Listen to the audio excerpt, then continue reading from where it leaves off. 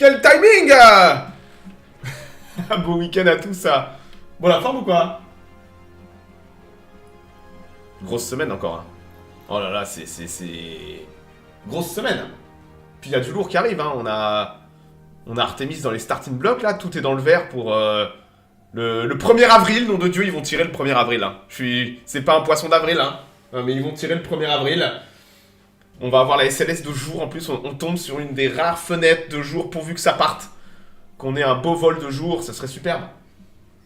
Donc ouais, on a une grosse semaine, des grosses annonces aussi. Et... ouais, des vols, des news. Le spatial ne dort jamais. Le spatial ne dort jamais, tout simplement. Ah ouais, attendez, je regarde. Ouais, j'ai des belles photos en plus. J'ai des belles photos. Ah, y'a de ces connes, je l'ai vu popper avant de l'entendre. Je joue à Gollum tout à l'heure, hein. Il faut que je continue de bouffer Gollum. Je fais ma minute spatiale et à 16h, j'irai faire peut-être 2 heures de Gollum, vous voyez. Continuer à taper bien dedans, vous voyez. Il faut que je m'en débarrasse le plus rapidement possible de cette daube. Bon, bah ouais, la news, la SLS, hein, la SLS qui était au pad. Bon, c'est... voilà, on pourrait parler de l'attitude sur la minute spatiale. Bah j'ai rien à en dire en fait. L'attitude... c'est quand la dernière fois qu'ils ont amené une fusée au pad, l'attitude? Ils en ont jamais amené. Ils ont fait un faux statique de leur moteur. Ils ont dit qu'ils voleraient pas en 2026. Donc je suis désolé, mais j'ai rien à en dire. Ça fait partie de ce que j'appelle la nébuleuse de micro-lanceurs européens. Et on en parlera quand ils auront une fusée au pad. On en parlera plus sérieusement en tout cas. Pour l'instant, les seuls qui soient capables, qui sont intéressants en Europe, c'est RFA et Isar Aerospace. Et Isar qui devait tirer avec la Spectrum, mais qui ont malheureusement pas tiré il y a quelques jours. Mais je suis désolé, j'ai rien à en dire. Je me suis fait remonter les bretelles. Bah ouais, mais peut-être que tu racontais des conneries aussi. Hein? Moi, j'emploie des termes très cavaliers sur le sujet, parce que je peux débattre. Mais... faut faire attention avec qui vous débattez, des fois. Et à qui vous avez en face de vous. Hein? Dangereux, hein. Donc ouais, on a la SLS au pad. Tout est prêt pour Artemis 2. La SLS qui vole une fois tous les 4 ans.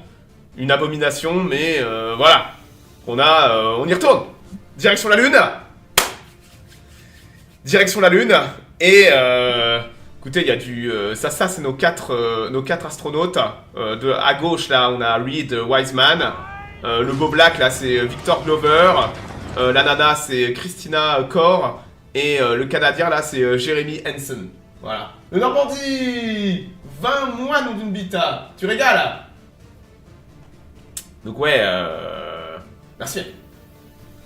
On a tout prêt, donc Artemis 2, les gars, c'est une grosse mission, hein. On retourne, première fois qu'on renvoie des êtres humains autour de la Lune, depuis 72, quoi. Et ils vont aller plus loin que le programme Apollo. Donc ils vont aller plus loin, on ira, c'est le plus loin qu'on ait jamais envoyé un être humain. Donc c'est important. C'est important. Et c'est vrai que on va être là pour voir ça. Elle part quand? Elle part 1er avril. Alors, l'ouverture de la fenêtre de tir en France, ce sera sûrement le 1er avril vers minuit 30. Donc, on va avoir un tir de jour sûrement vers 6-7 heures du soir, heure de Floride. Et c'est génial qu'on ait un tir de jour pour la SLS. On espère que ça va partir. Comme toujours, il y a beaucoup de choses qui peuvent mal se passer avec cette fusée. Et c'est vrai que ouais, c'est une grosse mission. Une très très grosse mission. En ce moment, ça cause beaucoup à la NASA. Tout le programme Artemis est en train d'être totalement chamboulé. Alors que les missions sont en cours, c'est ce qu'on adore, mais c'est ce qu'on veut voir. Et on espère que ça finisse pas, on a plus le full. Ouais, c'est ça. On espère que ça fasse une vraie mission, si possible. Et pas un poisson d'avril. On aimerait bien. Donc ouais, grosse mission. Je vais pas trop en parler, parce que bah on en reparlera. C'est quand le 1er avril? C'est pas mercredi, ça? Mercredi? Si, c'est mercredi. Mercredi soir. Donc ouais, mercredi soir, moi je serai en live. Sûrement vers 22h30, heure française. Donc après mon programme classique. On se fera une grosse soirée sur Artemis, on ira voir la fusée et tout. On parlera un petit peu de la mission. Et ouais. C'est cool. On a un gros mois d'avril qui arrive. Et ça bouge. Alors, à propos de bouger, les Russes on va aller faire un petit peu le tour des merdiers. Attends, j'ai baissé un peu la musique. Voilà. Les Russes ont eu une très grosse semaine. Ils ont fait un double tir, les Russes. Ils ont fait un tir depuis Baïkonour pour une mission de ravitaillement de l'ISS. Ils ont réparé leur plateforme qui avait foutu le camp en décembre. Et bah, ils avaient des obligations justement de resupply, de ravitaillement, mission de ravitaillement de l'ISS. Et ben... on savait pas si la plateforme serait réparée à temps, il s'avère que si. Donc là on a... Oh, ça sub choc velours 72 mois, c'est parmi mes plus vieux subs ça, hein. Un choc velours, hein, 72 mois. 4 mois pour réparer, ouais. Ça a pas traîné. Ça a pas traîné, parce qu'il fallait... C'était quand même des très gros dégâts. Et ils ont été extrêmement rapides, ils ont pas perdu de temps, et c'est une bonne chose. Donc, regardez le vol, les caméras sont superbes.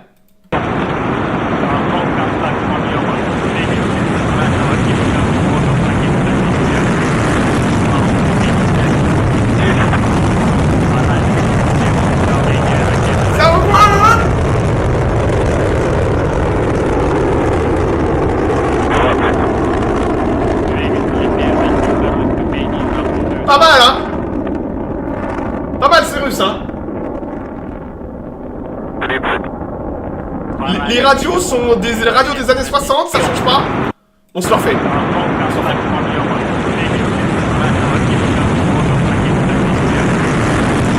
Incroyable, hein, les prises en drone, là.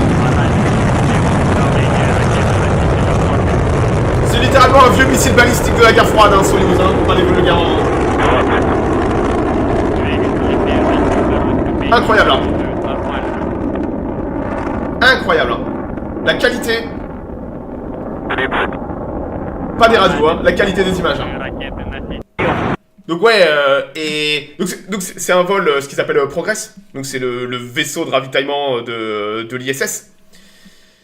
Et il s'avère que ça s'est pas forcément bien passé, hein. Progress a eu quelques soucis puisque son antenne ne s'est pas déployée. Donc l'antenne qui permet en fait le guidage automatique. Ce qui fait que Progress a dû être guidé manuellement. Donc ça, regardez, c'est Progress qui arrive quelques heures plus tard.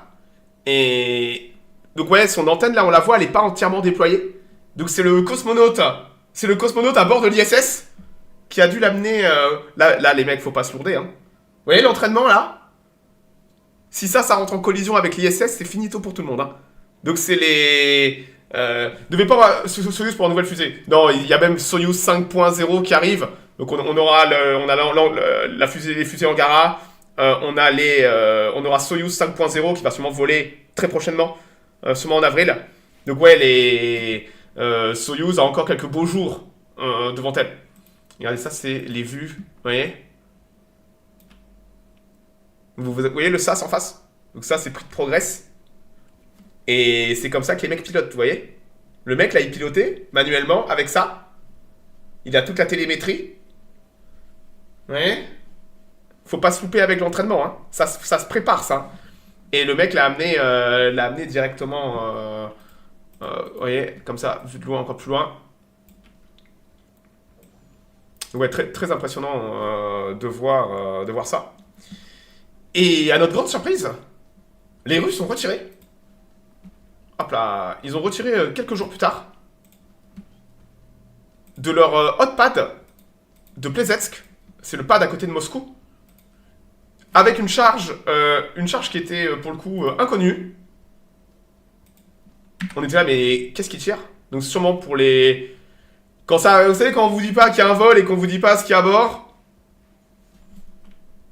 On a quand même eu de la com après. Hop là. Ça tire les Russes, hein, mine de rien. Sacrée cadence, hein.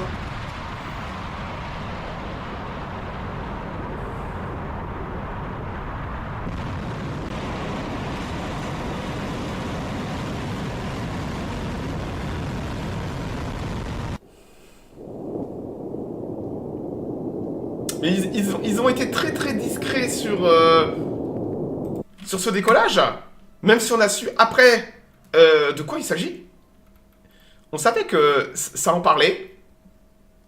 On savait que ça en parlait. Mais il s'avère que ce sont les 16 premiers satellites de Razvet.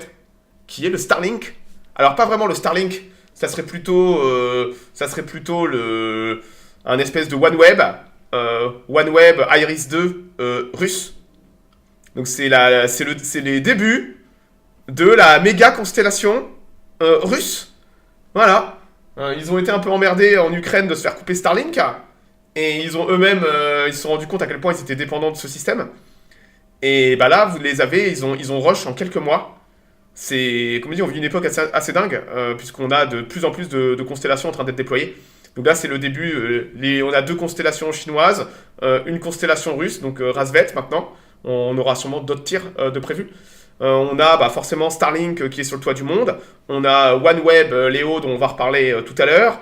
Et on a Blue Origin qui voudrait en faire 2 autres. Ouais, on a aussi OneWeb. Donc on rentre de plein pied dans l'ère des constellations, des méga constellations, de l'hyperconnectivité en orbite basse d'Internet, ce qui je pense est une très très bonne chose d'ailleurs.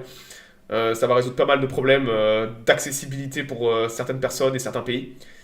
Et donc ouais, là on voit les Russes qui sont aussi en train de mettre les bouchées quintuples là, pour déployer leur propre constellation. Sûrement au niveau militaire et tout ça, hein, mais ouais, eux-mêmes ont compris l'intérêt. Rappelez-vous, hein, quelqu'un m'avait dit il y a un an, mais Starlink est une gigantesque arnaque. C'est tellement une arnaque que tout le monde maintenant fait ses propres constellations. C'est beau, hein. Fini l'enterrement de la fibre du coup. Si, on va continuer à faire de la fibre, mais la fibre n'est pas forcément rentable partout. Les gens mettent trop ça en opposition avec la fibre. La fibre a encore des performances trop élevées par rapport à l'internet par satellite. La fibre est meilleure, mais la fibre coûte cher et ne peut pas être posée partout. En Europe, on n'est pas trop mal desservi, mais en Afrique, c'est une catastrophe. Pareil dans certains coins d'Asie. Et Starlink offre une excellente alternative à de l'internet haut débit sans avoir à enterrer de la fibre. C'est comme ça qu'il faut le voir. Les deux sont complémentaires, ne sont pas en opposition. Donc ouais, très impressionnant de voir les Russes commencer à déployer. D'ailleurs, les Russes ont même diffusé après le déploiement de la charge utile. Voilà, attendez, je vais le montrer. Tac, tac. Windows. Voilà, ça c'est le déploiement des premiers satellites. Hop là. Donc là, vous avez 16 ou 17 satellites qui vont se déployer après. D'ailleurs, après, ils ont été vus dessus l'Alaska, en petit train. Et comme Starlink. Donc ouais, le début d'une nouvelle constellation, c'est quelque chose de dingue, hein. Et c'est vrai que, en ce moment, l'actualité, on n'est pas trop... voilà, hein, l'actualité a d'autres priorités. Et c'est vrai qu'on... Totalement fou, quoi. Et ça sort un petit peu de nulle part. On savait que les Russes bossaient dessus, mais on pensait pas les voir déployer aussi vite. Et visiblement, ça fonctionne, donc on verra bien. Ils vont sûrement retirer assez souvent. Donc on aura d'autres tirs sûrement dans les prochains mois, je pense. J'ai encore un autre tir. Ça, c'était tout à l'heure. C'était, je pense, il y a 1 heure ou 2 heures. Il y a 4 heures. C'était Rocket Lab. Rocket Lab qui est déchaîné. Hein. Vous avez vu la cadence de tir de Rocket Lab, j'en parle suffisamment. Ils sont en monopole mondial sur les micro-lanceurs. Donc Latitude, aurait vocation à essayer de marcher sur les plates-bandes de Rocket Lab et de leur prendre des parts de marché. Mais pour ça, il faut avoir une fusée. Et Latitude, pour le moment, a beaucoup de belles images, beaucoup de contrats signés, mais n'a pas de fusée. A contrario, Rocket Lab, ils ont là Electron qui vole très bien. 5, 4, 3, 2, 1. Devinez pour qui il tirait?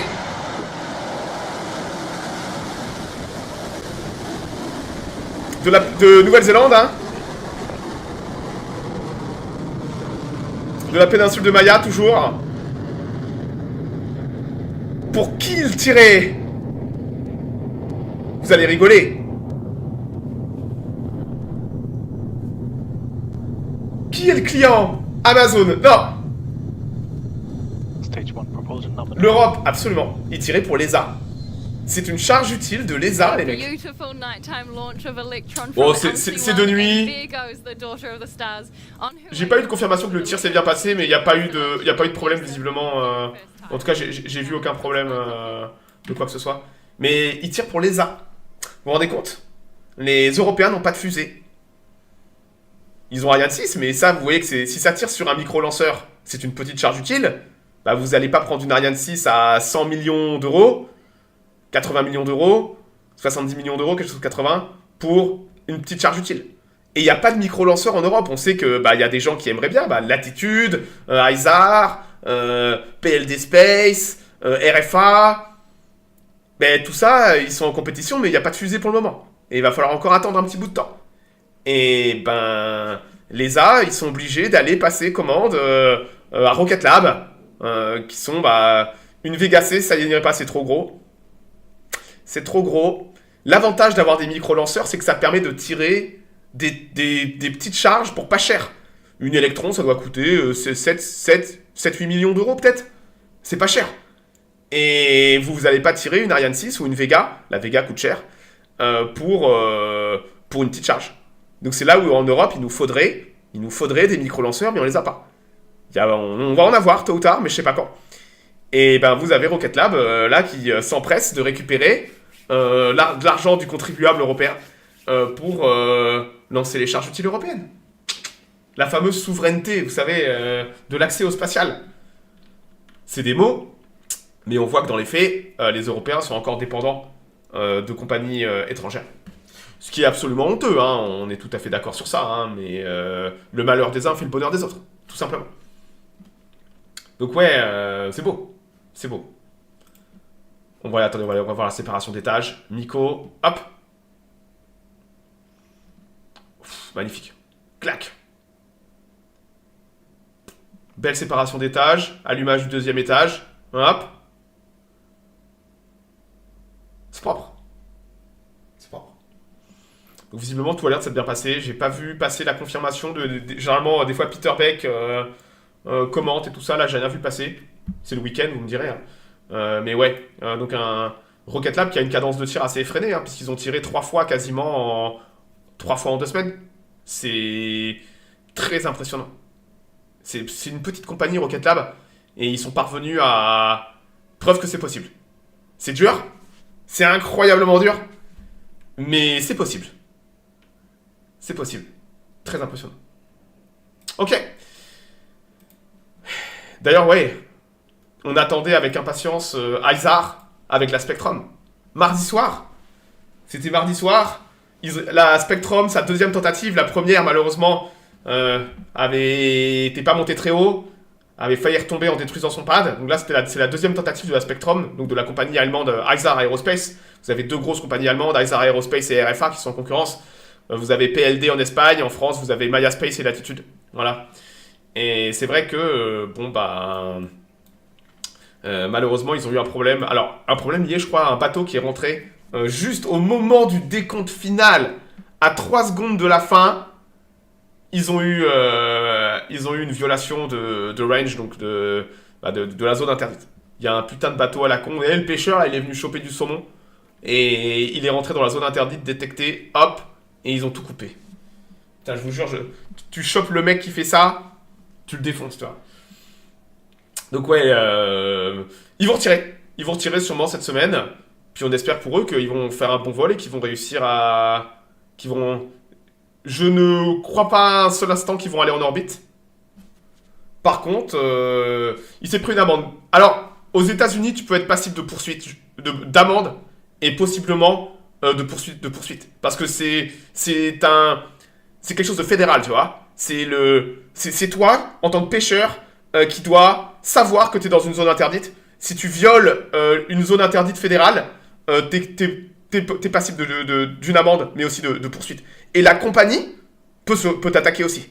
La compagnie, tu vas être arrêté, mais la compagnie que t'as foutu dans la merde peut se retourner contre toi pour avoir des dommages et intérêts. Parce que tu t'as fait perdre beaucoup d'argent. Tu vois. Donc je peux vous dire que les bateaux généralement, voilà. Le stop à 3 secondes des dépassement de la vitesse. Ouais, même chose. Même chose, le bateau il a foutu la merde quoi. Mais c'est toujours un problème d'avoir des... Bah, c'est des gens pas au courant, hein. Les gens, ils rentrent pas dans la fenêtre, voilà, et... Maya et l'attitude s'en sortent comment? Je m'en fous. Moi, j'attends d'avoir une fusée au pad pour commenter. J'attends d'avoir une fusée au pad. Tout ça, à la fin de la journée, c'est d'avoir une fusée au pad qui va en orbite. Tu vois? Le reste n'a pas d'importance. Alors, quoi d'autre? Regardez là, il y a un article qui est sorti. Je vous ai juste pris un petit passage de l'article. Vous vous rappelez que la Vulcan, je vous avais dit que la Vulcan avait un gros problème, la Vulcan de ULA. Puisqu'ils ont fait 2 tirs, et 2 fois, ils ont failli perdre la fusée. Avec explosion d'une tuyère d'un des boosters. Extrêmement grave. Et là, le 25 mars, au Congrès, il y avait une audience pour le House Armed Service Committee's Strategic Force Subcommittee, d'accord? On va pas rentrer dans le détail. Mais vous avez un des mecs qui siège, donc un sénateur, qui a simplement dit il va falloir au moins attendre 6 mois, un délai de 6 mois, avant d'avoir encore une Vulcan de disponible. Pour résoudre les problèmes. Sauf que ce problème, ils l'ont déjà eu. D'accord? Ils l'ont déjà cloué 6 mois au sol. Pour résoudre le problème, ils la refont voler, même problème. Une catastrophe. Et bah là, ils viennent de... la Vulcan va encore être clouée au sol pour 6 mois. Et ça, c'était ouais, lié au problème du tir du 12 février, le 25 mars, avril, mai, juin, juillet, août, septembre. Il y a un monde où la Vulcan, elle va peut-être voler que 2 fois encore en 2026, ce qui serait une catastrophe pour ULA. Comme dit, à l'époque, quand ULA était quasiment en monopole pour les contrats avec le Pentagone, c'est pas grave de faire de la merde.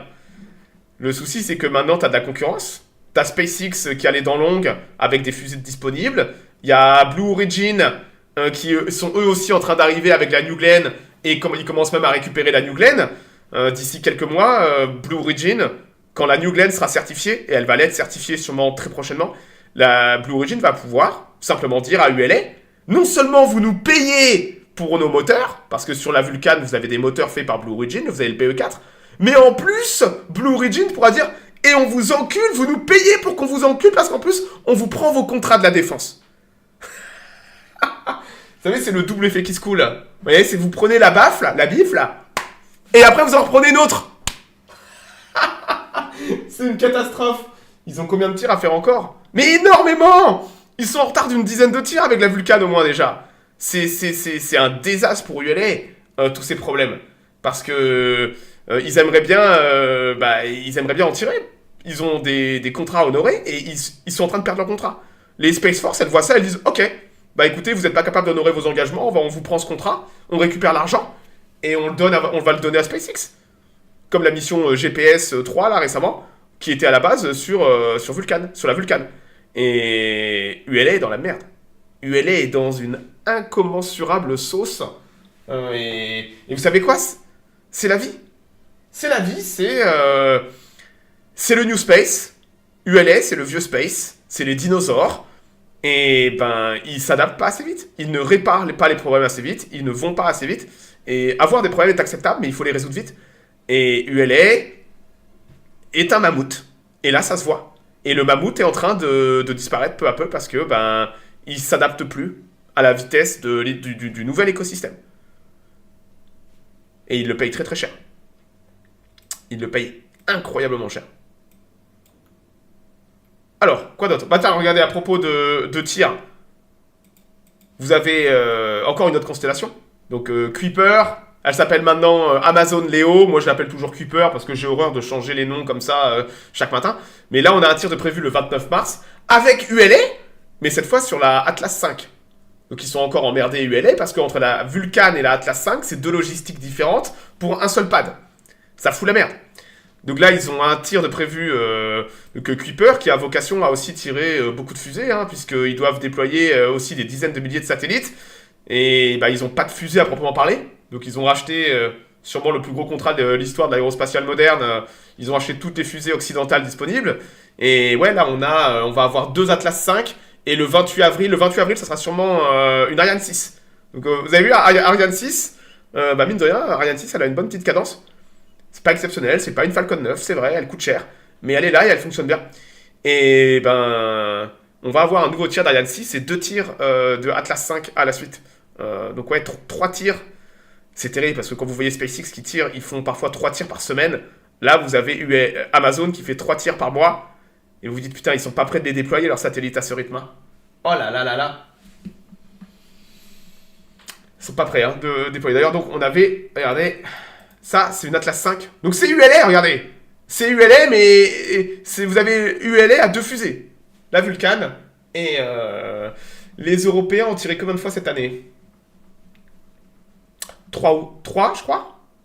Ariane 6 a volé combien de fois depuis le début de l'année 2. On rappelle que les USA ne sont jamais allés sur la Lune. Écoute. T'es libre de croire à tout ce que tu veux. Mec.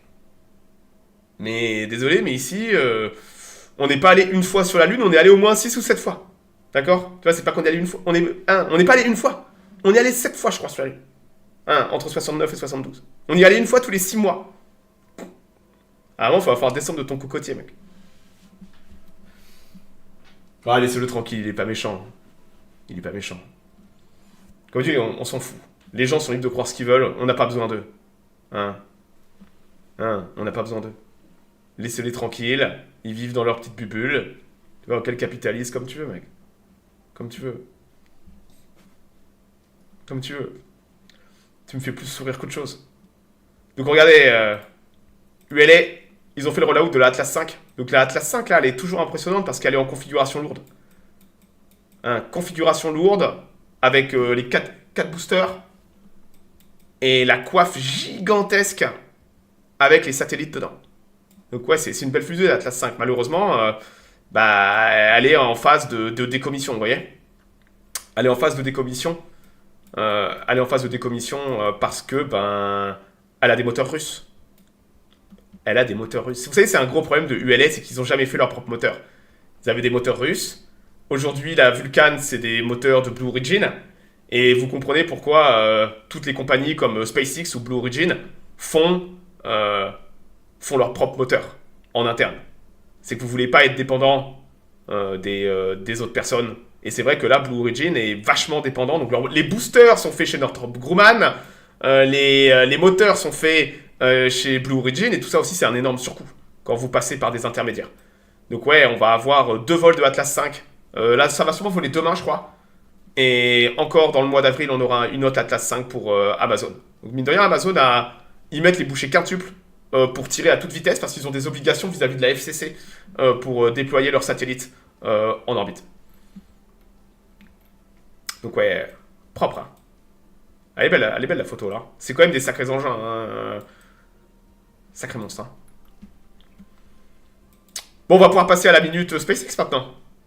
Je regarde si j'ai tout dit sur le reste. Ouais. La minute SpaceX, ça. Bon, normalement, on devait avoir B1067 qui devait voler aujourd'hui. Je vais pas vous montrer des tirs de Falcon 9, d'accord, ça vole 3 fois par semaine. On regarde pas tous les vols de Falcon 9. Mais regardez ça, c'est un vol prévu pour demain soir. B1067, c'est le vétéran de la flotte. 34 missions. C'est son 34e vol. Les fusées réutilisables, hein.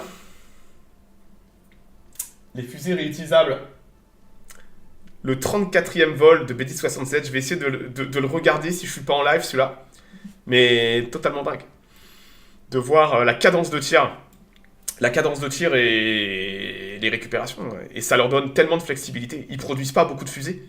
Mais comme ils récupèrent tout, quand quelqu'un a besoin d'une fusée, ah ouais, on peut. Donc là, c'est ce qu'on disait tout à l'heure dans le chat, ils ne sont pas limités par le nombre de fusées, mais par leur nombre de pads. Ils ont un pad qui est en attente à cause de Starship, et ils ont 2 autres pads, un à Vandenberg, un autre en Floride. Donc ils arrivent quand même à avoir une cadence totalement folle.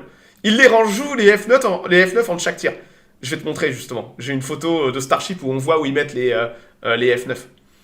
Et d'ailleurs, à propos de Starlink, regardez, encore une compagnie aérienne en Europe. Qu'est-ce que je vous disais ? À l'instant où une compagnie a pris Starlink, vu qu'il n'y a pas d'offre concurrente, ils se sont tous jetés sur Starlink simplement par pure compétitivité. Vous savez, le capitalisme, l'innovation, compétitivité, Et vous avez Scandinavian Airlines qui a pris Starlink. Parce que, il faut faire comme les concurrents. Vous avez Lufthansa, vous avez British Airways, Lufthansa, Air France, qui ont Starlink maintenant. Et vous pouvez pas... Enfin, c'est une offre de dingue, quoi. Et là, je voyais des mecs aux États-Unis, simplement, est-ce que vous avez Starlink à bord? Est-ce que je peux avoir Internet pendant 2-3 heures? Et c'est vrai que ça devient, maintenant, vous vous attendez à avoir de l'Internet à bord. Voilà. Donc là, vous avez encore une compagnie européenne, je sais pas combien c'est d'avions, Scandinavian Airlines, qui vient de récupérer Starlink. Et on a la même chose en Afrique. Starlink en Afrique est en train de percer, déjà qu'en plus, ils n'ont pas forcément la meilleure des couvertures en Afrique. Mais on a là Starlink qui passe par des opérateurs africains pour avoir directement du direct to cell, donc du Starlink sur téléphone. Et là, on a, ça c'est le Kenya, mais je crois qu'il y a 12 pays africains qui sont désormais... c'est une option payante, il me semble, l'Internet dans l'avion. Ouais, mais Starlink, généralement, une des conditions, quand ils bossent avec des compagnies aériennes, une des conditions, c'est qu'ils veulent que ce soit gratuit. Donc forcément, tu vas le payer dans le billet, tu vois. Mais ils veulent que... SAS, 94 avions au total, c'est beaucoup, hein. Et Starlink veut que généralement ce soit gratuit, genre tu rentres dans l'avion, tu te connectes, tu vois. C'est quasiment ça, ou avec un code barre, un truc comme ça. Et Starlink généralement ne veut pas que ce soit un service payant. Voilà. Même si forcément le service va se refléter sur le prix du billet, d'accord. Donc ouais, on a en marché énorme l'Afrique pour Starlink.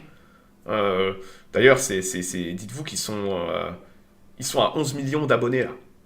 Hier, ils sont passés, ou hier ou avant-hier, ils sont passés les 11 millions d'abonnés. Ils ont pris 1 million en même pas 2 mois. Ils sont à plus de 20 000 abonnés par jour, Starlink. C'est littéralement une poule aux œufs d'or. En termes de thunes, de ce que ça génère en thunes. C'est beau, hein. Mais... c'est parce qu'ils ont des fusées réutilisables, vous voyez. C'est un écosystème.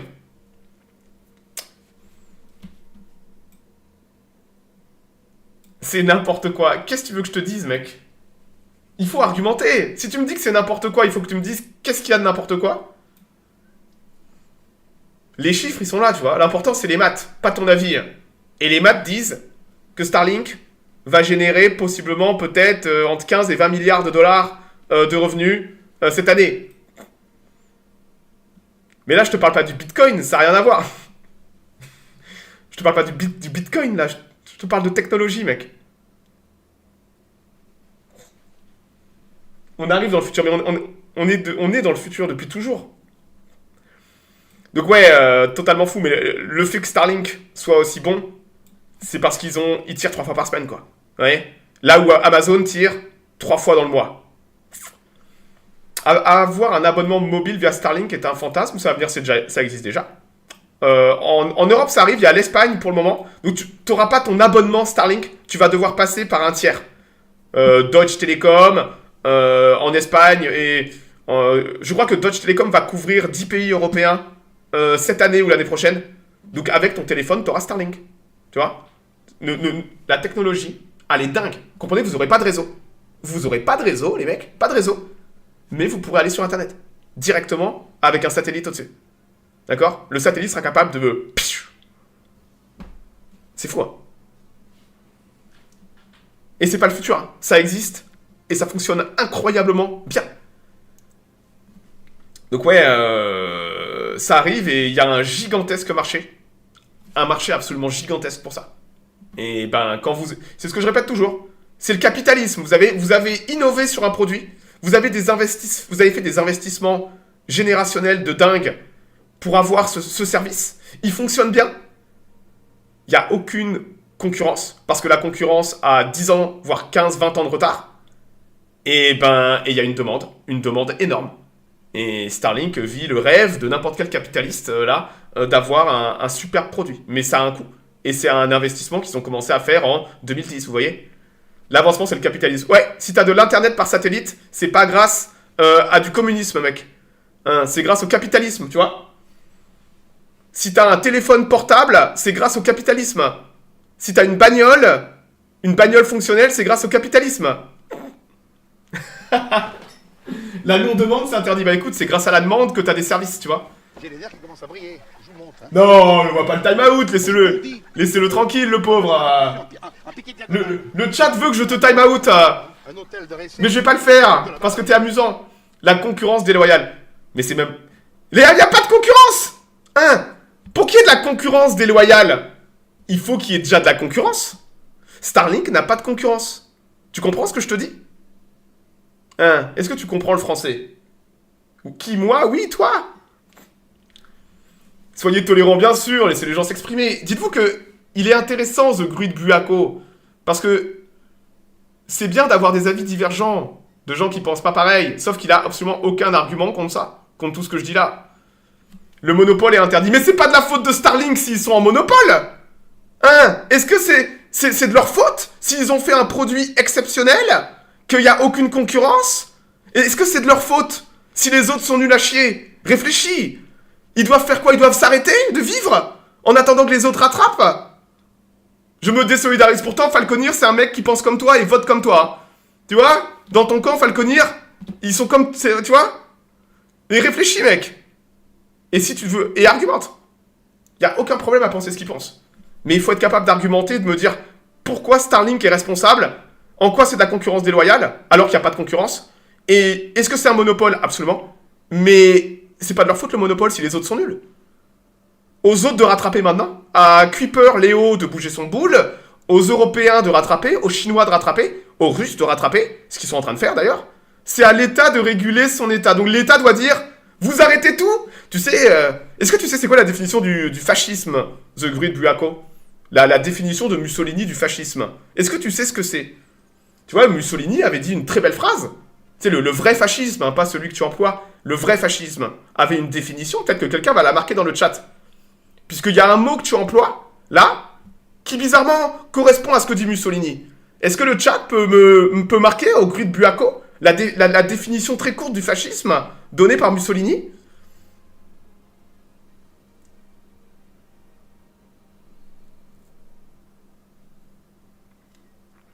Tout dans l'État, rien contre l'État, rien en dehors de l'État.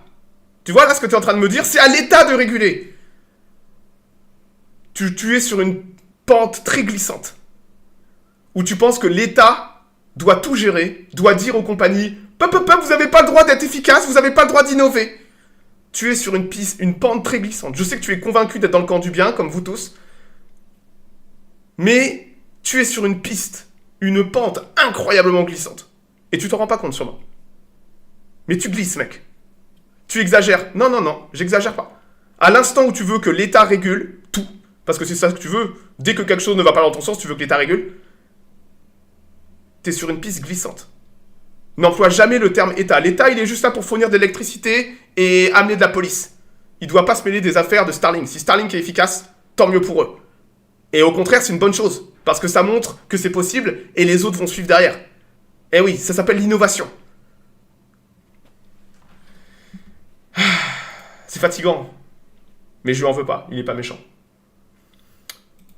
D'ailleurs, regardez-moi la courbe très intéressante là. Des maths les mecs. Ça c'est le prix du kilo en orbite. Parce que c'est comme ça qu'on calcule. Qu'est-ce que ça coûte d'envoyer 1 kilo en orbite? Vous voyez? La collectivité des gens doivent gérer son territoire. Désolé, je suis pas un communard, moi, hein, pas trop. Hein. Donc, regardez, aujourd'hui, ce qui était considéré... Vous comprenez pourquoi la navette spatiale a été décommissionnée. Elle était non seulement dangereuse, elle a tué des astronautes, mais surtout, la navette coûtait horriblement cher. Le prix de la navette, c'était devenu dingue. On parlait d'1 milliard pour la faire décoller. Et on voit que la Saturn V coûtait cher aussi. Et on voit que depuis quelques années, on a même à regarder le coût de Ariane 6. Le coût le prix du kilogramme dans l'espace avec Ariane 6 est horriblement cher. C'est ce que je vous dis que Ariane 6 est une fusée obsolète à cause de son coût en fait. A contrario, on voit que alors Starship est encore une inconnue, mais on voit que les Falcon 9, les mecs, les Falcon 9, c'est l'avantage de SpaceX, d'accord? Le réutilisable a fait s'effondrer le coût du kilogramme dans l'espace. C'est des maths tout ça, hein. Ouais, c'est pas de l'idéologie, c'est des maths. Des maths pures et dures qui montrent que le réutilisable fait que justement ça fait tomber le prix du kilogramme dans l'espace. Et forcément, bah, quand vous avez des clients, les clients ils voient ça. Les clients ils voient sur la facture, ah bah c'est plus intéressant d'aller voir, de prendre une Falcon 9 que de prendre une Ariane 6. Surtout qu'en plus un Falcon 9, vous claquez du doigt, vous l'avez quasiment. Et voilà. Donc là on est... Ah non, ça c'est moi ça. Ah pardon. Faut que j'arrête de faire ça. Et Starship va possiblement tuer encore plus la concurrence. C'est encore, on ne sait pas. Mais moi, j'estime à peu près le coût d'un Starship à 80 millions de dollars. Mais maintenant, imaginons un Starship qui revole 10 ou 15 fois. Parce qu'on sait que c'est ce que veut faire SpaceX avec Starship. Hein. Ils veulent le réutiliser. C'est ça le grand challenge. Les 2 étages. Vous voyez, genre, pas juste le booster comme la Falcon 9. La Falcon 9 est partiellement réutilisable. Starship est double réutilisable. On n'a jamais fait ça. Et quand on fait des maths, si on prend la Falcon 9 comme modèle, on arrive à des chiffres totalement dingues où le prix du kilo, on est sur des chiffres dingues, quoi. De 500 $ le kilo avec Starship. Mais comme je dis, c'est des chiffres en comparant avec l'évolution de la Falcon 9. Starship ne va pas évoluer de la même façon. C'est pas le même engin. Mais tout va dans un effondrement cataclysmique avec Starship du prix du kilogramme dans l'espace. C'est une révolution. Je le répète toujours, Starship a le potentiel pour être équivalent à l'introduction de l'électricité ou du charbon dans l'industrie. Ça va tout casser. Ça va tout casser dans l'industrie spatiale. Starship. On connaît la charge utile sur le Starship contre la Falcon 9. Ah oui, mais c'est ça le truc, c'est qu'on parle de possiblement 100-200 tonnes de charge utile sur un Starship V3. On ne le sait pas encore, exactement. Peut-être cette année, peut-être l'année prochaine. Ça va dépendre de comment le V3 va bien voler. Du x10, possiblement. Ouais. C'est... Là où la Falcon 9 est une voiture qui fonctionne bien, Starship est un camion. Vous voyez ? Un camion de déménagement. C'est terrifiant. Cette semaine, Elon Musk a annoncé Terafab. Je vais pas trop parler de Terafab, parce que les gens sont pas prêts pour ça. Si je parle de Terafab, le The Grid Buaco, il va faire un arrêt cardiaque. D'accord ? Terafab, vous allez en entendre parler de plus en plus, c'est le plus gros projet d'infrastructure de l'histoire de l'humanité. C'est littéralement. On commence à parler en énergie, juste de qu'est-ce qu'il faut comme énergie pour faire ça. Et tout ça, ça aura besoin de Starship. On en parlera plus en détail un jour de Terafab, quand on commencera à avoir plus de données, de l'infrastructure. Mais on parle de choses pour que le commun des mortels n'est pas prêt encore à ces chiffres, à cette vision à long terme. C'est des projets générationnels. Hein, Terafab, ça va se faire sur 20-30 ans. C'est de la pure dinguerie. C'est beaucoup d'ambition aussi, mais dans la vie, il faut de l'ambition pour avancer. Si vous n'avez pas d'ambition, vous êtes trop centré sur vous-même, avec pas d'ambition, bah, vous n'allez rien faire. Donc c'est... le simple fait que des gens aient pensé à ça, et pour gonfler un peu la future IPO de SpaceX. Mais les deux, mec. Les deux. Tu sais, les deux vont très bien ensemble. C'est totalement le cas. Mais les deux ne sont pas incompatibles, au contraire. Mais le projet est extrêmement... Un petit mot sur Terafab. C'est de l'industrialisation de l'espace en très grande envergure. Mais pour ça, il faut un Starship V3 fonctionnel. C'est un peu compliqué à expliquer. Et c'est pas que lié au spatial. Mais aussi, surtout à la construction de puces, de masques et compagnie, où SpaceX, Tesla et compagnie n'ont pas assez de puces et voudraient faire leur propre puce directement. C'est un peu compliqué. Et c'est pas forcément très intéressant parce que on n'a pas grand chose derrière. Mais c'est une vision que j'aime beaucoup, moi, d'une vision générationnelle de projets gigantesques où il faut bien commencer quelque part. Et là, c'est simplement j'attends le X-Money. Tu vois ce que... Quand je dis les gens sont très centrés sur eux-mêmes, voilà. Putain. Mais ouais, ça sera pour une autre fois qu'on parlera de ça. Déjà, on va attendre d'avoir un Starship fonctionnel. Parce que le dénominateur commun de tout ça, c'est un Starship V3 totalement... Est-ce que c'est réaliste avec notre technologie? Oui. Ça ne défie aucune loi de la physique. Tout ce qui a été dit dans Terrafab ne défie aucune loi de la physique. Ça veut pas dire... Donc c'est un problème globalement de industriel et logistique.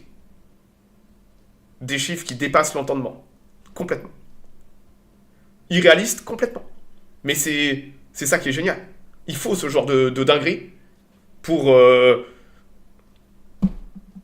c'est de la vision. C'est de la vision à long terme. Et c'est ça qu'on veut voir. C'est le bon chemin. C'est le bon chemin. Est-ce que c'est gigantesque? Bien sûr. Mais c'est ça qu'on veut voir. Je préfère voir ça que des mecs qui débattent si on peut mettre un zizi sur une femme, vous voyez? Hein? Chacun sa vision. Donc ouais, à propos de vision, on a Artemis 2 qui arrive, mais depuis que Isaac Mann est arrivé à la NASA, les choses sont en train de bouger. Alors moi, ça fait des années que je le dis que le programme Artemis est un désastre en termes de planification, d'industrie, que c'est une machine à faire de l'argent, et je suis pas le seul à le penser. Et il semblerait que Isaac Mann le pensait aussi. Et on a là tout le programme Artemis qui est en train d'être totalement bousculé. Vous vous rappelez qu'il y avait Gateway, la station spatiale autour de la Lune. Ça va commencer, ça commence à puer pour Gateway. Ils peuvent pas l'annuler parce que c'est le Congrès qui doit l'annuler, mais ils l'ont mise en pause. Ça veut dire que là, c'est fini, on bosse plus dessus, mais on peut pas l'annuler, vous voyez, pour des raisons financières. Car ça commence à parler que les data centers dans l'espace est semi-irréaliste avec le vide de l'espace. C'est tellement irréaliste qu'il n'y a pas que SpaceX maintenant qui veut faire ça. Tu vois, c'est toujours la même chose. SpaceX dit quelque chose, les gens disent c'est pas possible, puis après vous avez 3-4 acteurs du spatial qui disent on va aussi mettre des data centers dans l'espace, et là d'un coup les gens disent ah bah en fait il y a peut-être des solutions techniques. S'il y a des problèmes et des... Tu vois, ça, c'est pas des problèmes physiques, c'est des problèmes technologiques. Est-ce qu'il y a des problèmes technologiques? Bien sûr. Ça veut dire qu'on peut les résoudre. Tu vois? On peut les résoudre. On n'a pas de solution. On en a. T'inquiète, on en a. SpaceX, ils ont plus de 10 000 satellites en orbite.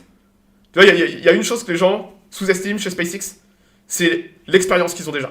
Ils opèrent déjà, c'est le plus gros opérateur, c'est le plus gros constructeur de satellites sur Terre. Le plus gros opérateur. Et ils ont 2/3 des satellites en orbite. Sous leur contrôle. S'il y a une chose qu'ils connaissent bien, c'est ce sujet-là.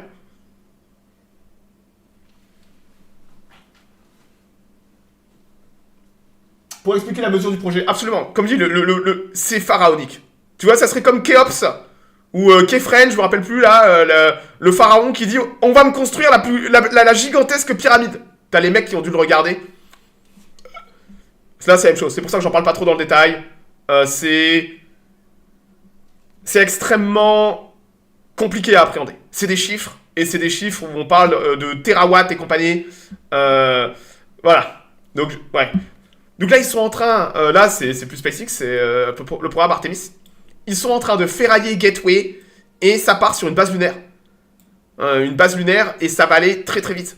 Comme je dis là, tout ça va dépendre de Starship V3. Pour faire tout ça, il va leur falloir un Starship. Mais il y a largement assez d'acteurs sur le marché pour faire tout ça. Voilà. Tu sais que ça, l'overtis, c'est pas le problème. Littéralement, t'es peut-être un peu largué, mais crois-moi, là, le problème que tu cites là, t'inquiète pas pour ça. Le vrai problème, ça va être l'infrastructure. L'infrastructure, on parle pas juste d'un satellite. On parle d'infrastructures démentielles à construire, où il va nous falloir des robots, construire des robots dans l'espace et tout, tu vois. Crois-moi, si tu penses que le problème, c'est ça, t'as pas suivi ce que Terrafab est, en fait. C'est pour ça que je veux pas trop en parler en live. C'est trop lointain, trop dingue, trop taré pour la minute spatiale. Donc ouais, donc ça part sur une base lunaire avec réacteur nucléaire et ça va commencer très très vite. Ça veut comme il y a une volonté de vitesse. Bah ouais, il y a la Chine pas loin, la Chine qui a de l'ambition et ça veut aller vite et c'est logique une base lunaire. Là où Gateway ne fait aucun sens, une base lunaire fait totalement sens pour exploiter l'eau de la Lune et compagnie. Une base lunaire même en termes d'avant-poste pour aller plus loin après. C'est voilà. Pépé, t'as pas d'échange thermique dans le vide. Écoute, le problème il est énergétique. Il est énergétique. On arrive déjà à refroidir très bien des choses dans l'espace. Est-ce que c'est compliqué? Oui. Mais on y arrive. Tu t'es jamais demandé comment on fait pour faire tourner tous nos satellites dans l'espace, dans le vide de l'espace? S'il n'y a pas d'échange thermique, pourquoi nos satellites ne fondent pas potentiellement? Et pourtant, ça génère de la chaleur. Donc non, je suis pas physicien, mais quand je regarde Terrafab, le problème, c'est pas ça. Le problème, il est juste en termes d'échelle, et de vision et d'échelle, et de limites logistiques, de limites industrielles, et pas juste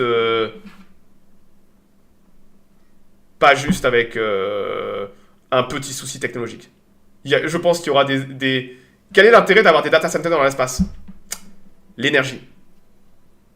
Énergétique. Les data centers, ils consomment une quantité absurde d'énergie sur Terre. Et on est limité par ça sur Terre. L'avantage de l'espace, c'est qu'on a de l'énergie illimitée dans l'espace avec le Soleil. Voilà. L'énergie, les mecs. C'est le dénominateur commun de tout ce problème, c'est l'énergie. Notre problème civilisationnel et énergétique. Regardez en Europe si vous n'êtes pas dans la merde avec l'énergie aujourd'hui. L'énergie est un problème. Et les centres de data sur Terre consomment une quantité absurdément démentielle, stupide d'énergie pour faire tourner de l'IA. Et l'avantage de l'espace, c'est que vous avez de l'énergie illimitée dans l'espace. Mais le souci, c'est qu'on est limité par ce qu'on peut envoyer dans l'espace parce que nos fusées sont trop petites. C'est là où Starship rentre dans la danse. Et pouvoir commencer à envoyer des centaines de tonnes dans l'espace va nous permettre d'exploiter avec plus d'efficacité, entre autres, de l'énergie solaire, bon marché, pour faire tourner autre chose. Ouais. C'est de l'industrialisation de l'espace, puissance 10. Et le problème n'est pas... le refroidissement de... Bien sûr que c'est un problème. Mais j'ai aucun doute que les gens vont le résoudre. Voilà.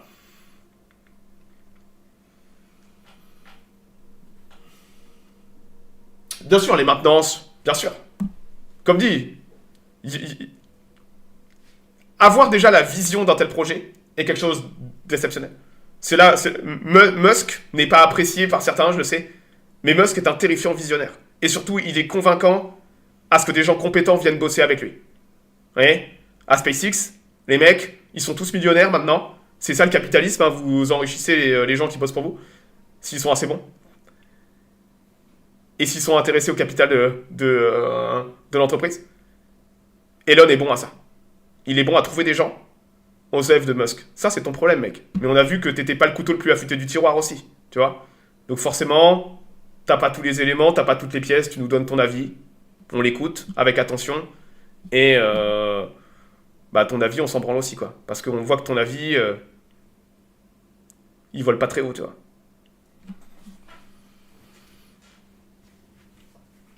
Exactement. Ce qui est important, c'est la vision. Et Musk, il a une vision. Le reste n'a pas d'importance. Le reste n'a pas d'importance. Et il est très convaincant sur sa vision. Les fusées réutilisables, c'est Musk, les mecs. Hein, c'est Musk à 100%. Voilà. Le suceur de Musk, écoute, comme tu veux. Hein. Moi, je regarde les chiffres. Et les chiffres me disent que Musk, il a raison. Et que t'as tort. Et malheureusement, les mathématiques, ils sont plus forts que toi. Quand je vois SpaceX qui tire 500 fois dans l'année ou 300 fois dans l'année, il me montre que Musk, il a raison. C'est pas être un suceur de Musk de dire que Musk, il a raison, il a pris des bonnes décisions. Voilà. Tu vois, tu me traites de suceur de Musk, mais t'as aucun argument mathématique fiable pour me prouver qu'il a tort. Tu vois? L'insulte à la fin, elle te dessert, mec. Tu vois, t'as pas d'argument. Les mathématiques, c'est pas l'ethnologie, mais l'ethnologie, ça fait pas décoller, atterrir une fusée, bordel de merde. Hein? T'es pas dans le bon jeu. Écoute. Tu fais ce que tu veux de ta vie, mais peut-être que la minute spatiale, c'est pas pour toi. Hein? C'est peut-être pas pour toi. Retourne écouter le best-of des meilleurs discours de Jean-Luc Mélenchon, et là, tu pourras faire de la sociologie, de l'ethnologie, mais peut-être que là, t'as peut-être un problème, t'es peut-être un peu déconnecté, tu vois. Viens, illumine-moi de ton foot. Mais non, laissez-le tranquille, il est pas méchant. Illumine-moi de ton foot. Il est pas méchant. Au contraire, c'est très intéressant d'avoir son avis, parce que ça montre que des gens sont totalement déconnectés du spatial moderne. Et ils sont pas prêts pour ça. Vous voyez, quand vous essayez d'expliquer Starlink au grand Buaco, il vous dit « Ah, monopole, monopole !» Il y a des gens qui pensent comme ça. Et c'est intéressant. Abdel, mon champion, comment tu vas? Quand l'idéologie prend la place sur le bon sens. Absolument. C'est ça. C'est exactement ça. Et le bon sens, il est peut-être pas parfait, mais innovation, technologie, toujours aller de l'avant, avoir de la vision. Bah Elon Musk, il est pas parfait, c'est pas quelqu'un de bien, je pense. Elon Musk, hein, je le connais pas personnellement. Mais il a des... J'ai des atomes crochus avec lui parce qu'il a une putain de vision. Et j'aime les gens qui ont de la vision, j'aime les gens qui ont de l'ambition, même si c'est démesuré. J'aime les gens qui contribuent à tirer vers le haut l'ensemble du bordel. Pour le meilleur, comme pour le pire. Il faut avancer. Voilà. Donc ouais, le programme Artemis qui est en train d'être totalement... C'est un troll. Non, c'est pas un troll. Non mais, vous savez que c'est pas un troll, il est pas méchant. Vous voyez? Je suis sûr Moi, je suis très patient. Et je suis sûr que le pauvre a dû se faire ban de partout. Parce qu'il est giga bourrin. Mais il est pas méchant. Il est pas méchant, le Grid Buaco. Laissez-le tranquille. Et il a le droit de donner son avis. Et on a le droit de l'écouter. Et j'ai aussi le droit de lui répondre. Voilà. Et donc ouais, le programme Artemis qui est en train d'être totalement bouleversé, c'est génial. Il n'est pas question de jamais envoyer du matériel de nucléaire. Bah, écoute, moi je peux te dire que on va, tu sais qu'on envoie déjà du nucléaire dans l'espace. Hein? C'est Patenberg qu'on envoie déjà du nucléaire dans l'espace. Tu sais que le Persévérance sur Mars a une pile nucléaire. On envoie déjà du nucléaire, même si c'est pas un réacteur à proprement parler, c'est plus une pile qui se détériore en générant de l'énergie. On a déjà du nucléaire dans l'espace. Et tu peux être sûr que, je le dis depuis toujours, le nucléaire c'est le futur de l'espace. D'accord? Nucléaire à 1000% les mecs. Et là, Artemis, sans aucun doute, le but va être d'envoyer un réacteur nucléaire avant la fin de la décennie sur la Lune. Pour le tester et faire tourner. La fusée explose. T'en connais beaucoup des fusées qui explosent? Hein, les mecs, les fusées qui explosent, c'est rarissime quoi. Faut prendre le risque, hein. 1% de chance. Hein, t'y vas? 1% de chance?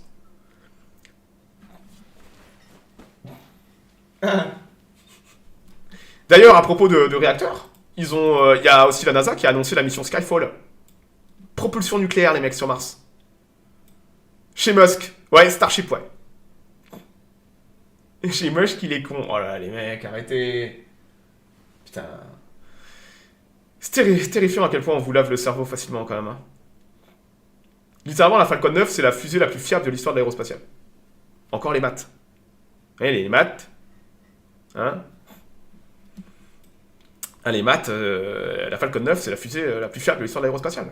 Et ouais, à un moment... Vous savez, quand on envoie des missiles balistiques, vous savez, il y a une charge nucléaire à bord. Hein? Un missile nucléaire, vous savez, quand... on envoie déjà des armes nucléaires dans l'espace, les mecs. Hein, c'est pas nouveau, hein. Donc ouais, la mission Skyfall... Propulsion nucléaire pour 2028. Écoutez, moi, j'ai hâte de voir ça. C'est ce que je veux voir. Je veux du nucléaire dans l'espace. Surtout de la propulsion nucléaire. Donc là, mission pour 2028, avec le but serait de poser sur Mars. Donc déjà de tester la possibilité de faire de la propulsion nucléaire. Donc sûrement amener un réacteur et aller sur Mars en réacteur. Et après de poser une petite flotte d'hélicoptères Ingenuity. Vous vous rappelez de Ingenuity, qui avait été incroyable, près de 70 vols, je crois, Ingenuity, voire même plus. Et Et là, on veut... écoutez, j'attends de voir parce que il me semblait que le nucléaire avait été mis en pause, entre autres, chez DARPA. Et là, d'un coup, ça nous ressort du nucléaire et tout, et c'est la bonne direction. C'est la bonne direction. Est-ce que ça va se concrétiser? J'espère.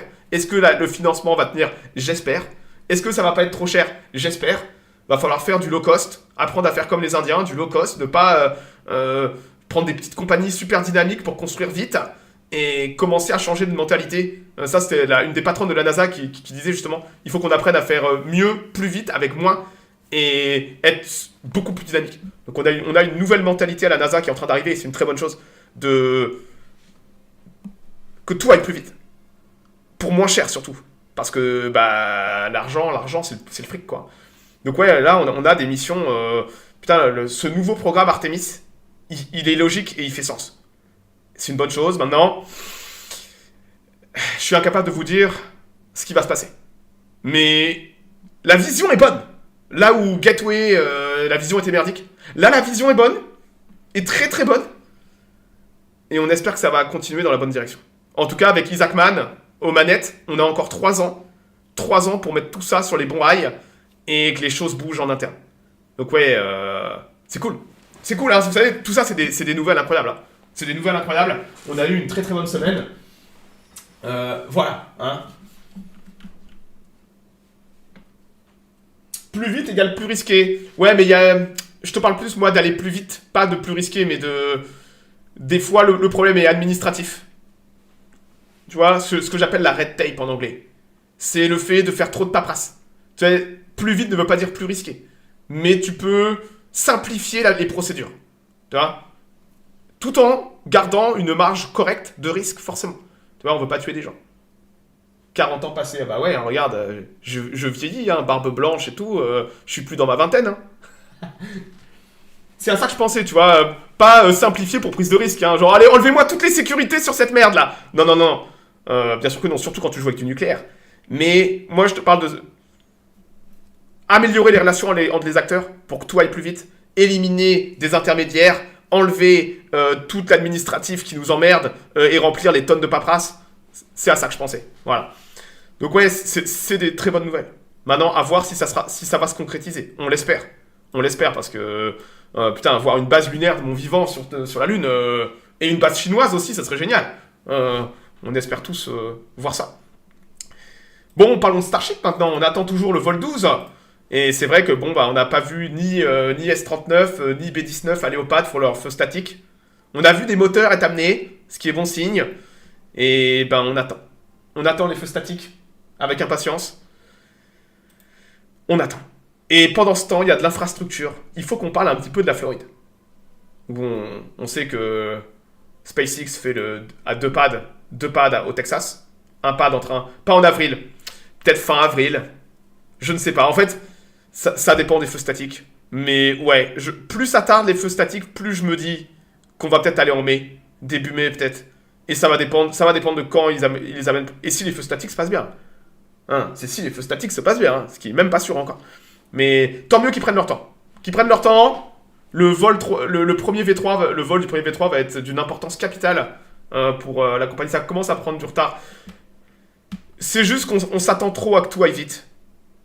Les gens sont trop exigeants avec SpaceX, trop exigeants avec Starship. Ils oublient le gigantisme du merdier. Et c'est logique.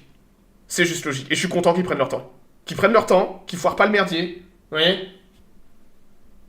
Donc ouais, pendant ce temps, tant mieux, parce que pendant ce temps, ça pose de l'infrastructure de dingue. Regardez, ça c'est le pad A en Floride. Il est propre, hein. Moi je vous parie qu'on aura un Starship Q4 2026, on aura un Starship là-dessus. Pas pour voler, mais pour tester l'infrastructure et tout ça. Donc ouais, 6 mois après le vol 11. Ouais, mais c'est un nouveau chip, mec. Est-ce que t'as conscience que c'est un nouveau pad et un nouveau chip? Ils ont construit un nouveau pad en 1 an. Il a fallu quasiment 10 ans au CNES pour faire le pad d'Ariane 6. Et Ariane 6, c'est une petite fusée par rapport à Starship. Tu es extrêmement exigeant. Pour certains acteurs, il aurait fallu des années pour faire cette transition entre un chip avec un nouveau pad. Des années. Et là, SpaceX fait ça en quelques mois.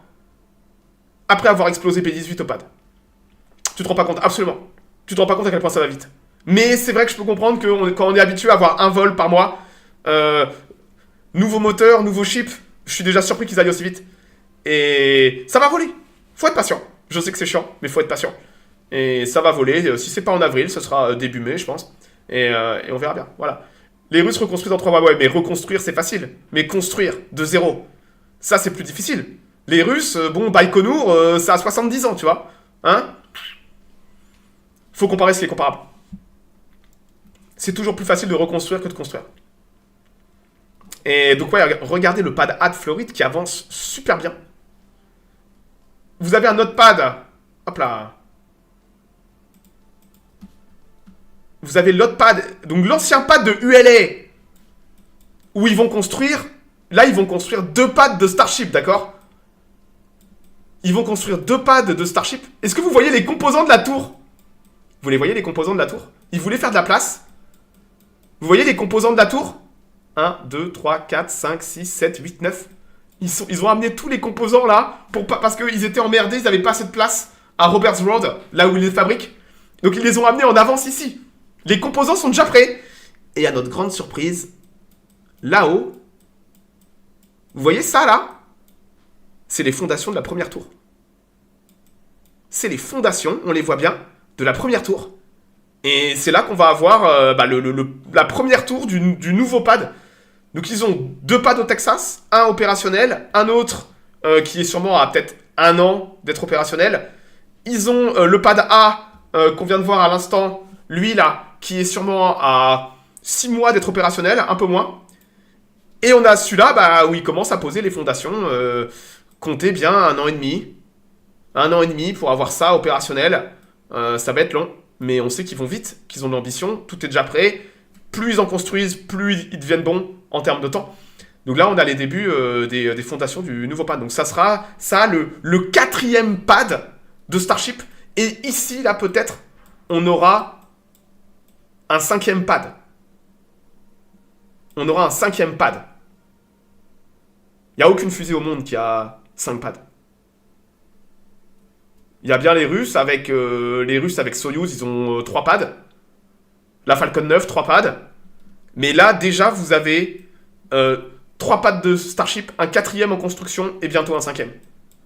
Ça veut tirer tous les jours. Il faut voir à plusieurs années en avance, généralement, l'aérospatiale. Et c'est le plus gros programme de construction qu'on ait jamais vu dans l'histoire de l'aérospatiale. Avoir autant de pads pour une fusée simultanément. Pourtant, on a eu les âges d'or de Cap Canaveral et compagnie. Le rythme est zinzin. Et on sait qu'ils construisent vite, quoi. Mais c'est fou de voir ça. Et c'est chouette qu'on puisse suivre, nous, un peu en dehors, avec des photos satellites, des photos en avion, et tout ça. D'ailleurs, regardez, ça, c'est la Gigabay en Floride. Je crois que la Gigabay de Floride, donc parce que c'est bien beau de mettre les pads, mais il va falloir assembler les fusées, les récupérer, les remettre en état. Donc les pads c'est bien, mais il va falloir avoir toute la chaîne logistique derrière. Et toute la chaîne logistique va se faire entre autres là-dedans. Donc la Gigabay là je crois a presque atteint son niveau maximum. Ça doit faire bien... c'est un gros porteur en charge utile. C'est plus qu'un gros porteur. C'est le plus gros porteur qu'on ait jamais construit. Et voilà. Mais... ouais, là où Ariane 6, parce que souvent les Européens sont Ariane 6, c'est une grosse voiture. Starship est un semi-remorque. Ce ne sont pas des fusées de la même catégorie. Il y a autant voire plus d'ergols dans le ship au-dessus, dans le 2e étage, que dans Ariane 6 entièrement. Vous voyez? Donc ouais, c'est pas comparable. Donc voilà, la Gigabay, elle est impressionnante. Hein. Ils l'ont construit en quelques mois. Hein. C'est sorti de terre.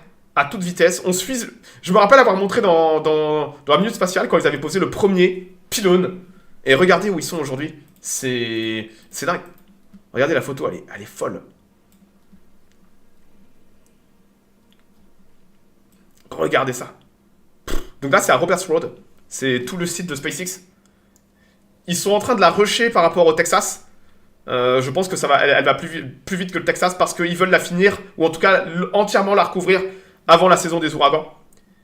Et ils construisent ça, on a du mal à apprécier le gigantisme de la construction. Mais... Putain, regardez, la taille des mecs. Là, vous voyez, il y a un mec devant, peut-être, là. On a la bagnole. Au bâtiment d'assemblage de... Exactement, le VAB. Et le VAB est un peu plus grand. Ce sera la deuxième plus grosse construction à Cap Canaveral après le VAB. Le VAB qui est déjà absolument gigantesque. Il a son propre microclimat à l'intérieur, le VAB. Et là, vous avez un nouveau monstre, mine de rien. Absolument énorme. D'ailleurs, ça correspond à ça, vous voyez? Là, vous avez une Star Factory. Vous voyez la Star Factory? Sûrement qu'ils feront du Starship là-dedans. Donc, quelqu'un me demandait où ils mettent, où ils stockent, où ils font toutes les opérations de maintenance des Falcon 9. Entre autres, ici. Vous voyez ce petit bâtiment-là? D'ailleurs, c'est pas une... Je sais pas ce que... Ah non, un petit peu trop petit, peut-être. Dans le bâtiment, là, ils font toute l'infrastructure d'entretien des Falcon 9, la récupération, ça repart au pad et tout ça. C'est là qu'ils font tout, donc ça s'appelle Roberts Road. Donc là, vous avez... Regardez la taille des voitures, hein. Comme je dis, c'est du gigantisme. Totalement dingue. Et regardez la taille du monstre. Les ravages du capitalisme, les mecs. Et regardez derrière la Giga B. Pas mal, hein. Et ils l'ont construit tellement rapidement. Ils l'ont construit tellement rapidement.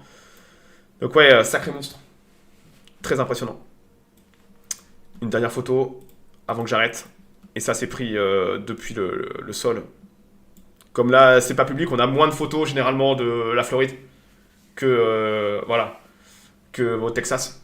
Mais c'est là-dedans qu'ils feront toutes les opérations de Starship.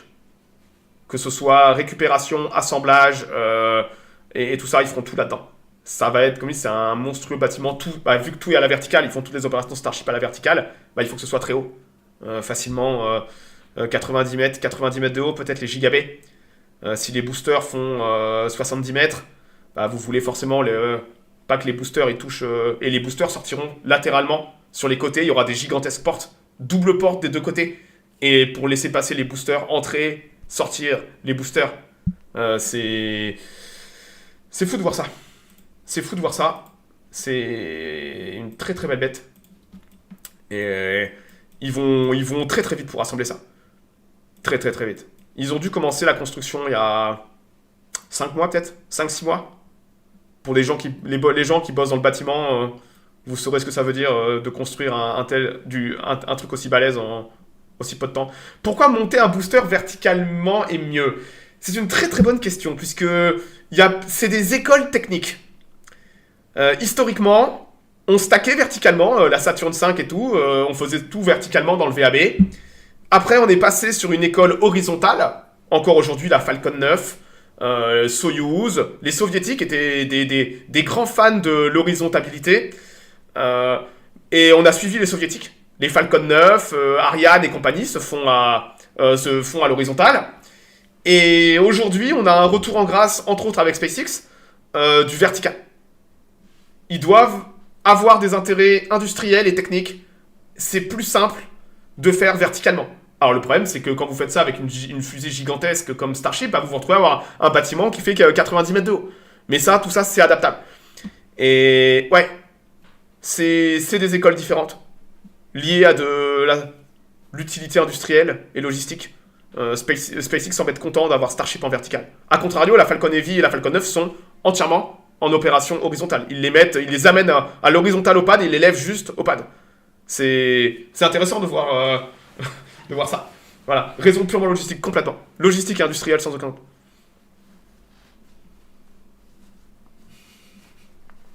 Bon, écoutez, je vais m'arrêter là. J'ai fait le tour. Et puis... Mais rendez-vous mercredi, hein. À moins qu'on ait des changements de plan, mais mercredi, on sera live. Je serai sûrement live vers 10h30, 11h heure française. Pour le décollage d'Artemis. Ça sera sûrement le décollage. La fenêtre s'ouvre, je crois, pour minuit et demi, heure française. Donc ouais, je serai live une bonne grosse heure et demie avant. Pour suivre un peu ça. Et puis, ça sera l'occasion de parler un petit peu de la mission Artemis. Et tout ça. Et puis c'est déjà pas mal. C'est déjà pas mal. Je vais aller jouer à Gollum maintenant. D'ici 3 quarts d'heure, là, je relance le merdier. Je vais aller jouer à Gollum. Et en soirée, Divide and Conquer, on continuera le run avec le Gondor. Et demain, Wargun, on parlera du M1 Garand, le pistolet, le fusil américain pendant la Seconde Guerre mondiale, standard, très belle arme. Et en soirée, on fera une minute astrophysique. Minute astrophysique, les mecs! On parlera des anneaux de Saturne.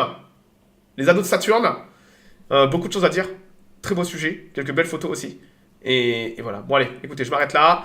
Passez un bon week-end. Bonne fin de semaine à vous. Puis peut-être à ce soir ou dans les prochains jours. Allez,